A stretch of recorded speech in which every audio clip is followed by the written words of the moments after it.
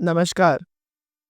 सूर्यपुत्र कर्ण एक ऐसा कैरेक्टर जो कि काफ़ी कॉम्प्लेक्स टू अंडरस्टैंड है। लेकिन कई बारी हम बहुत क्लियरली देख पाते हैं कर्ण के कैरेक्टर को, लेकिन शायद हम देखना नहीं चाहते क्योंकि कर्ण का कैरेक्टर हमारे दिमाग में इतना पॉजिटिवली इम्प्रिंटेड है कि शायद हम उसकी सच्चाई को एक्सेप्ट नहीं करना चाहते। So today I will be telling you one story जहाँ कर्ण युद्ध भूमि से लगभग अचेत होकर भाग गया या उसे भागना पड़ा। तो कहानी कुछ इस तरीके से शुरू होती है कि हस्तिनापुर के पास के ही एक जंगल में पांडव अपने वनवास के ड्यूरेशन में रहने के लिए आए थे। और जब वो रहने के लिए आए तो एक ब्राह्मण ने उन्हें देखा कि उनकी कैसी उपस्थिति हो चुकी है, कितने वो कमजोर हो चुके हैं और बहुत ज्यादा अच्छी अवस्था में दिखाई भी नहीं दे रहे। और द्रौपदी का तो सौंदर्य भी काफी कम हो चुका था क्योंकि जंगल में रहना कोई आसान काम तो है नहीं। तो एक ब्राह्मण यही इंफॉर्मेशन लेकर धृतराष्ट्र के पास जाते हैं और उन्हें बताता है कि कैसे कुलवधू होने के बाद भी उनकी कैसी परिस्थिति है जंगल में, पांडव राजा के पुत्र होने के बाद भी कैसे सीमित सा जीवन बिता रहे हैं। और ये बात सुनकर धृतराष्ट्र बहुत दुखी हो जाते हैं, लेकिन छुपकर ये बात सुन रहे होते हैं शकुनी। और जैसे ही शकुनी को पता चलता है कि पांचों पांडव पास के एक गांव में रहने के लिए आए हैं, तो वो कर्ण के साथ मिलकर एक चाल तैयार करते हैं जिसके अंदर they wanted to brag their money in front of Pandav. वो चाहते थे कि वो जाकर पांडवों को दिखाएं उनकी धन संपत्ति शौर्य, और पांडवों को कुछ नीचा दिखाएं। और यही प्रस्ताव लेकर ये दोनों जने शकुनी और कर्ण, कर्ण में हीरो कैरेक्टर थोड़े कम देखने को मिलते हैं and it is difficult to digest क्योंकि हमने इतना पॉजिटिव सोचा होता है कर्ण के बारे में। तो ये दोनों ये प्लान लेकर पहुंचते हैं दुर्योधन के पास और दुर्योधन को कन्विंस करते हैं कि हमें उस वन में जाकर पांडवों से युद्ध करना चाहिए और उनको नीचा दिखाना चाहिए। लेकिन उन्हें पता था इस बात की अनुमति धृतराष्ट्र उन्हें नहीं देंगे। तो वो कुछ प्लानिंग प्लॉटिंग में लग जाते हैं और कर्ण रात भर सोचने के बाद प्रातः ये सोच लेकर आता है और सबको बोलता है कि क्यों ना धृतराष्ट्र को ये बोला जाए कि हम गाय बछड़े और ग्वालों की गिनती करने के लिए यानी राज्य के एक सामान्य काम के लिए उस जंगल में जा रहे हैं।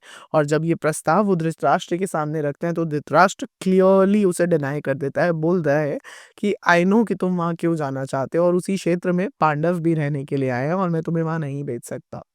जब कर्ण बहुत ज़्यादा एफर्ट्स करता है धृतराष्ट्र को समझाने के, तो वो उन्हें क्लियरली बोलता है रिप्लाई में कि जब अर्जुन पुरानी स्थिति में था तब भी कर्ण वो विश्व को जीत चुका था, वो सबसे सर्वश्रेष्ठ योद्धा था एक तरीके से। और अब तो इतने वर्षों में उसने काफ़ी सारे अस्त्र-शस्त्र भी अर्जित कर लिए हैं जिसकी वजह से कर्ण तुम्हें अर्जुन को हरा पाना बहुत मुश्किल होगा और लगभग असंभव ही होगा। और अगर तुमने बाय चांस हरा भी दिया, क्योंकि तुम संख्या में ज़्यादा हो, पूरी सेना हो, तब भी इससे तुम्हारी नेगेटिव पीआर ही होगी, people will not praise this at all.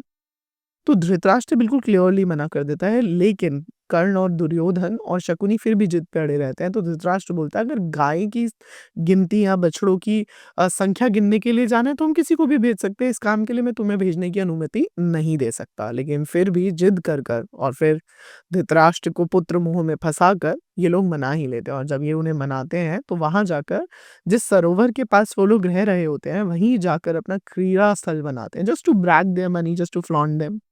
लेकिन वहां पर उसी समय दुर्भाग्यवश गंधर्वराज चित्रसेन भी आए होते हैं और गंधर्वराज वहां पर जल क्रीड़ा कर रहे होते हैं अपनी रानी के साथ। जिस बात को देखकर वो पांडवों को वो कौरवों को बोलते हैं क्लियरली कि तुम यहाँ से चले जाओ बिकॉज इस एरिया को हम ऑलरेडी यूज कर रहे हैं। लेकिन कौरवों की सेना कहाँ मानने वाली है और वो गंधर्वों से युद्ध कर लेती है। युद्ध का परिणाम ऐसा निकलता है कि सब गंधर्व कौरवों को बहुत आसानी से हरा देते हैं और इतनी बुरी हालत कर देते हैं कि लगभग पूरी सेना तितर-बितर हो जाती है और बचते हैं अंत में कर्ण, दुर्योधन, शकुनी, लेकिन वो डटे रहते हैं। लेकिन ऐसी परिस्थिति आ जाती है कि सब मिलकर कर्ण के ऊपर हमला कर देते हैं जो कि युद्ध में everything is fair in war वाली सिचुएशन हो जाती है और कर्ण अचेत हो जाते हैं। और विकर्ण जो कि दुर्योधन का एक छोटा भाई था उसको रथ लाना पड़ता है और कर्ण को अपने रथ में लेटाकर रणभूमि से भागना पड़ता है, नहीं तो कर्ण को अपने प्राणों की बाजी लगानी पड़ती है। और फिर दुर्योधन वहां पर जब बच जाते हैं तो गंधर्व लोग दुर्योधन को कैप्चर कर लेते हैं, उठा के ले जाते हैं अपने साथ और बंदी बना लेते हैं। और बाद में बंदी बनाने के बाद उनको छुड़वाने के लिए स्वयं अर्जुन और पांचों पांडवों को आना पड़ता है, बिकॉज पांचों पांडवों में ही इतना बल था कि वो गंधर्वों के साथ युद्ध कर सके और अर्जुन की वजह से इनको छुड़ाया जाता है। नहीं तो प्रिय सच्चे मित्र कर्ण की वजह से तो ये लोग फंस ही गए थे। ये लोग तो वहाँ पर कैप्चर ही हो गए थे, इनका किंगडम तो लगभग गंधर्वों ने विजय ही पा ही लिया था। तो कर्ण देखिए सिचुएशन में कितना कैपेबल है या नहीं है, लेकिन दुर्योधन सिर्फ़ कर्ण के बैक पर ही रहता था। सिर्फ़ कर्ण के दम पर ही दुर्योधन कोई भी काम करता था और फिर कर्ण की शक्तियाँ आपने देखी अभी कि उसको गंधर्व युद्ध से परास्त होकर वहाँ से भागना पड़ा।